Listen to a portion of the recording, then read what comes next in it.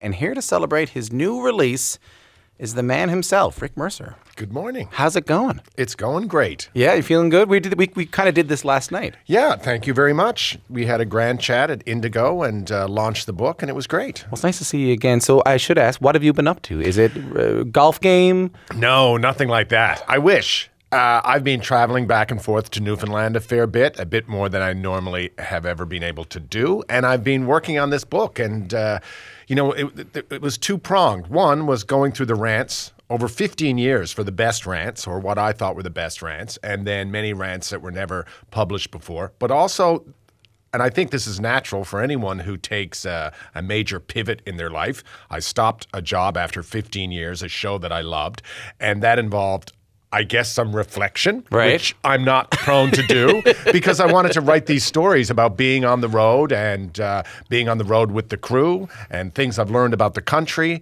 There was a lot of miles put on the bus, and so that was an interesting experience, and it was a learning curve to tell those stories. I want to get to some of those stories in a minute, but first, how did you start ranting in the first place? Boy, I started a long time ago. I think you asked me last night if I could remember the first time I ranted professionally. Yeah. And I remember I worked when I was 16 years old, I worked as a dishwasher in the Continental Cafe. And this is in St. John's? In St. John's. And my father used to drive me to school around that time.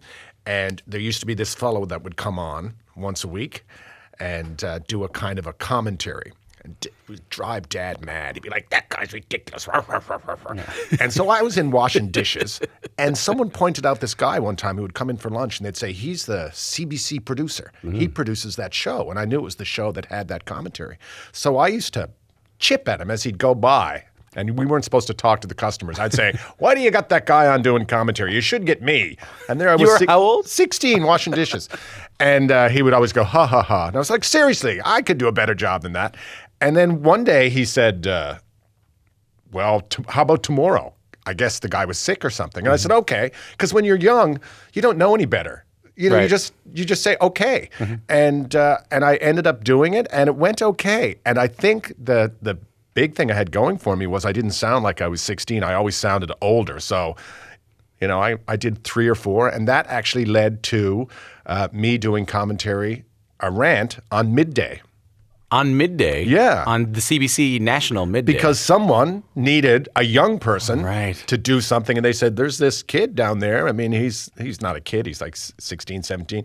And and so I went on midday and started ranting. There's nothing better than being a professional young person at the CBC, hey? It can work. But when I started at 22 minutes, I was the youngest guy in the CBC. And then 20 years later, I was still the youngest guy at the CBC. So I was the professional young guy for a very long time. How did you end up doing the rant at 22 minutes? Because that's the first time I think we all saw you do rants on television. Well, I had done the rants, and I had done a one-man show, which was like a long rant. But, the rant on 22 really came out of, it was an interesting time. There was 4 of us trying to create this show, and 4 very different people with 4 very different visions.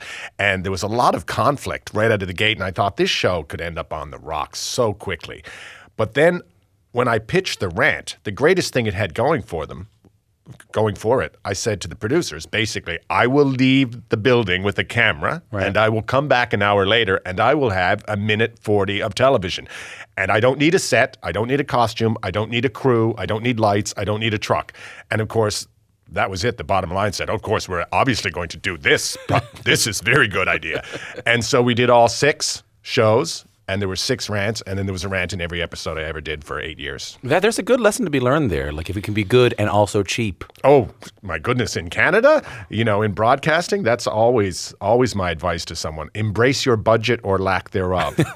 So when you first started pitching your first show to the CBC, your first solo show, the Rick Mercer Report, in the book it says that all the CBC wanted to know was, will Rick be ranting?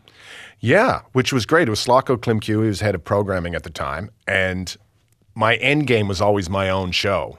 I think most people in show business, that's always their end game. Yeah. And the opportunity came along, and we only knew 2 things, that I would be ranting and that Raise a Little Hell by Trooper would be the theme song. We quickly decided Raise a Little Hell couldn't be the theme song because we wanted the show to sound like a current affairs program, not like my basement in grade 9. So Raise a Little Hell went out. But, and that was the deal. The CBC bought the show, but they said there has to be a rant every week, which I was happy to do. And then I just decided to start traveling the country. And one of our very first trips, we went to Nunavut, and I didn't know anything about Nunavut. It was like the place that I knew the very least about in the country. And some people suggested, if you're going to start this show, you might want to go to places where there's a lot of people living, because that's where the eyeballs are who might watch the show. But I believed there was an innate interest that Canadians had in seeing parts of the country that they knew the very least about, and that's how it all came about. So let's hear a clip of one of those early rants. I can remember being in junior high when they wheeled in the TV sets so the entire classroom could sit there and watch as Brian Peckford, the Premier of Newfoundland, held up a beaker of oil and announced that the days of being a have-not province would soon be over. And the entire class burst into laughter, because we knew what we were. We were the poorest province in Canada. And if you ever forgot that, all you had to do was wait 5 minutes, someone would remind you. We also knew if there was ever any money in this offshore oil racket, somehow Newfoundland would get ripped off of its profits. And now, here it is, 20-odd years, 5 premiers later, still no deal. That's my guest, Rick Mercer, on the Rick Mercer Monday Report at the time. Do you remember that one? Yeah, I do. Yeah, it's interesting to go back and look because, when you look back over 15 years, it's like kind of going into a history book. You kind of think, oh, right, I forgot about that. I forgot that thing happened. Yeah. I forgot that we scrapped the census at one point. I forgot, that Newfoundland was in this protracted battle over offshore royalties. And it's interesting to look back for sure. It really is. And I guess the thing about doing a show, I think about like a show like this and a show like yours, is that when you're kind of dealing with things that are happening in the day, it's hard to think about posterity when you're doing it. You know what I mean? You're just doing it the day of. Yeah, and I never ever performed a rant or wrote a rant with the notion that how this will play down the road, because often history would overcome me or situations would change, and I wouldn't do the same rant 2 years out, for example. But I never manufactured outrage. Yeah. I never did that. And as time went on, I realized they didn't have to come from an angry place. They didn't have to come from a frustrated place. They could come from anywhere. And they could be about any subject at all. They didn't have to be about politics. Right. And so, you ended up doing one famously about Gord Downie's, one of your last rants. Yeah, the Gord Downie rant, and it's odd to even call it a rant, but, on the TV show wall, there was always a slot for Rick's rant. Mm-hmm. And a couple of years ago, I probably would have said, no, if someone passed away, I wouldn't rant about them. But I just told a story about Gord, and it was very much a toast to him, really. But it fit in the rant slot, and that was indicative of the notion that a rant can be about anything, and it doesn't have to be funny at all. And that was just a story I had about Gord and my father that I thought gave some insight to the man that a lot of people mightn't be aware of. And I just thought it was a nice little story. It's something I would tell you if we were sitting down chatting. And it's in the book, obviously, but it was certainly part of the evolution of the rant. The book Rick's referring to is called Final Report. Rick Mercer is here. This is Q. I'm Tom Power. Sam, I think we're going to go to the Pierre. Okay, right. So you tell a really good story in this book about Pierre Berton. Oh, yes. Legendary Canadian writer. Do we have a clip? Could we just play this? And remember, Canada, it's the loose joints that tend to fall apart, leaving unsightly toque burns on your chairs or on your bow tie. It's a tragedy we all want to avoid, don't we? I'm Pierre Berton, and that's how to roll a joint.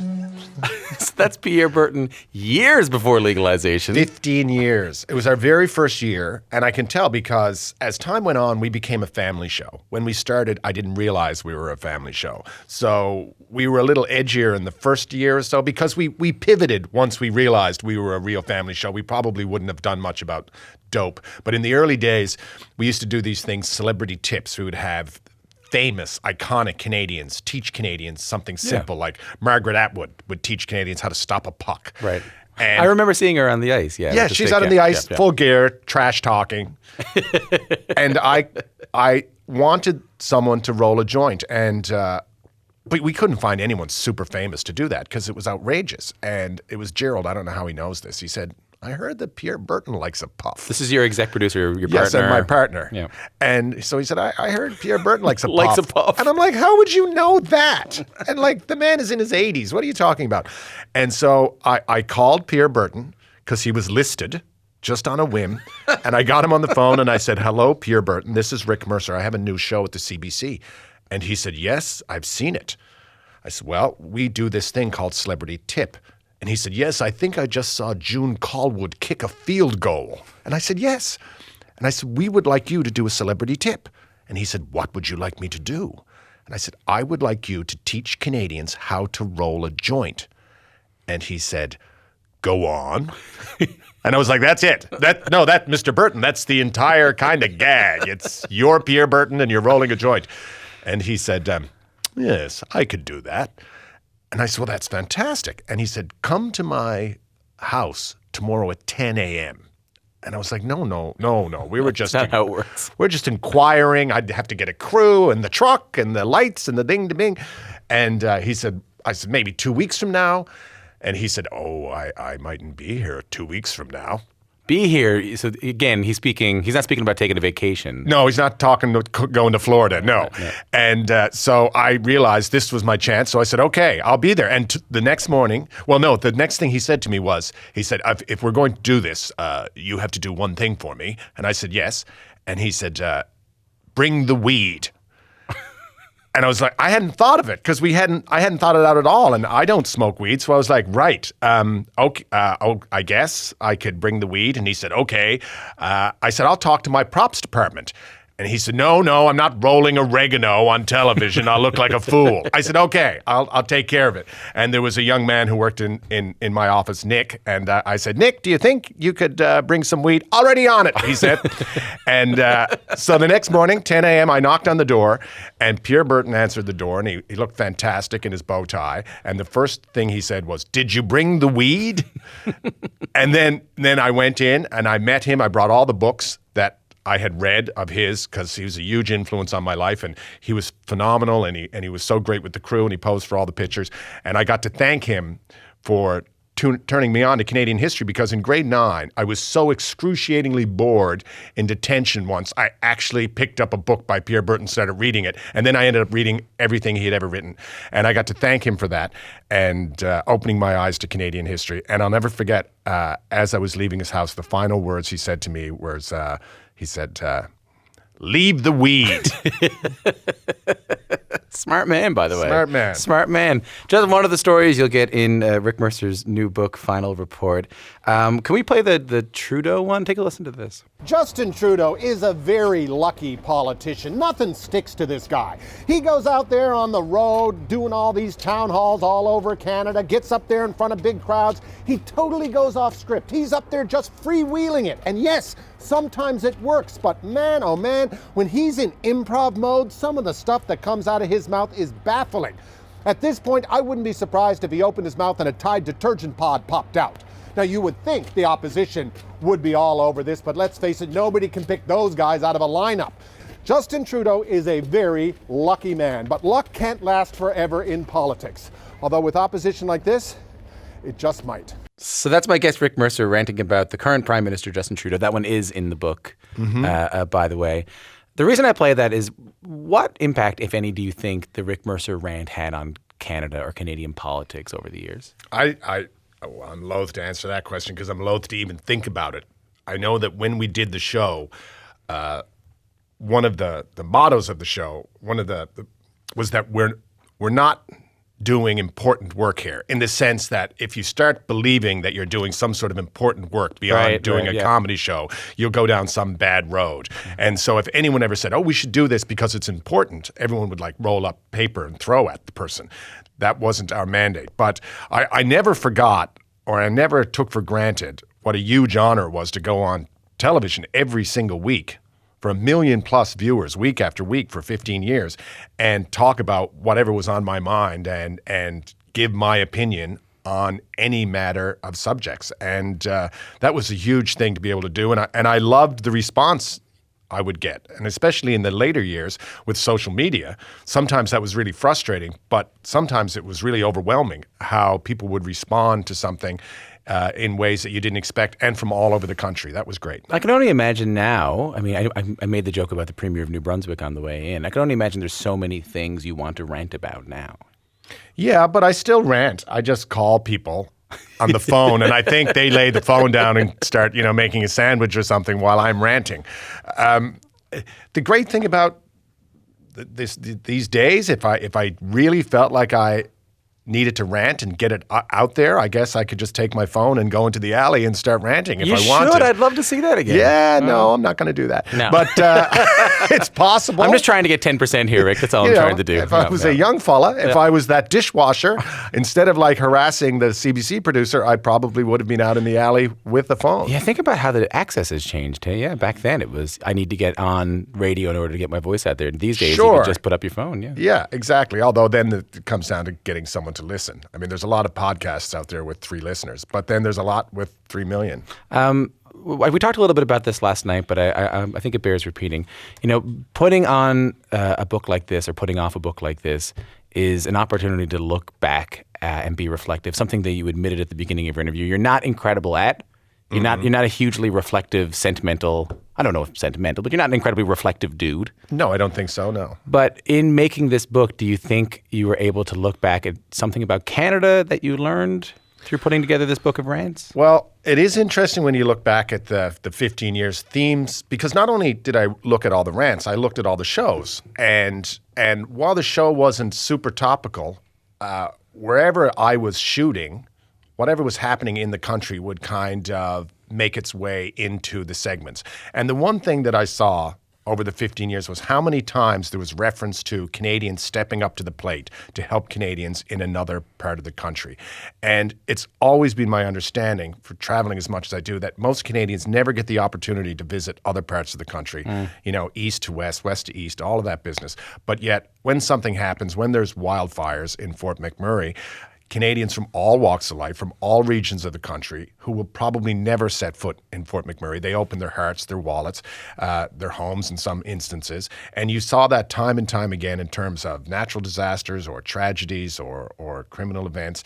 And I think that speaks volumes about the country. And I think that was a nice theme to see come up when I was looking at the 15 years. It's nice to have you here.